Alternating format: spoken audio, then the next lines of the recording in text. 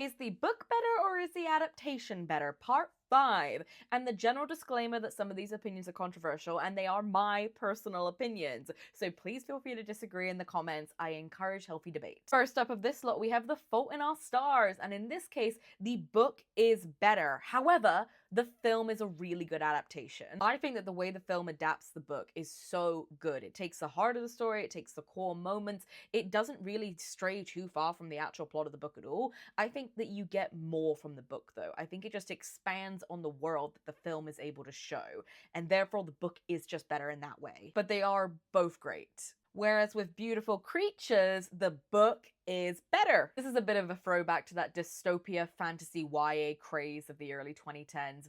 This film was at the tail end of it, and it didn't do well, and the book did. I loved this book series. I loved the stories, I loved the characters, I loved how unique it felt. The film felt like a carbon copy of all the other kind of dystopian fantasy-esque films that were being done while trying to keep the plot of the book. It didn't feel true to what the story was, and also they changed the ending, which the film was trite and underdeveloped, and it was really indicative of the fact that the whole fantasy YA world had become so much of a machine that the industries were just pumping out these stories without any thought to what the actual original material was trying to say. Rounding out this lot, we have Shadow and Bone, and in this case, I have a caveat because the show is better than the book of Shadow and Bone. However, when looking at Six of Crows, because they did link those worlds in, the book is better of Six of Crows. I know that there will be people in the comments telling me the book is better in Shadow and Bone. However, I have my argument, and my argument is that Alina and Mal were so annoying in the books,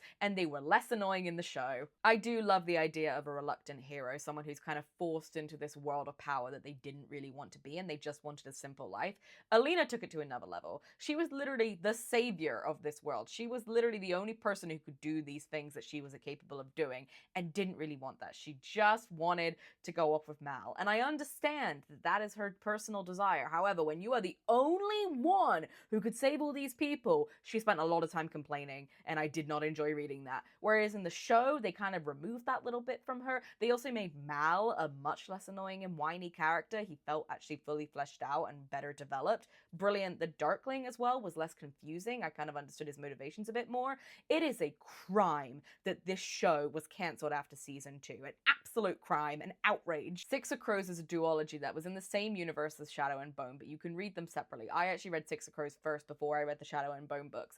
It is so much better than them, and they brought in these characters into the Shadow and Bone series because it was so much more popular than Shadow and Bone and well loved, but they just were so much better in the books than they were in the show. And that's not to say they weren't good in the show, it's just we didn't get enough time to see them in the show because it was cancelled. I will never forgive Netflix for cancelling Shadow and Bone. It wasn't even doing badly. When season 2 came out, it did well. So I don't understand why they cancelled it. But, you know, I'm not an executive, so who knows? What do you think? Do you agree? Do you disagree? Who do you want to see in the next part? Do you just want to fight me? Do you just want to chat? Let me know in the comments below.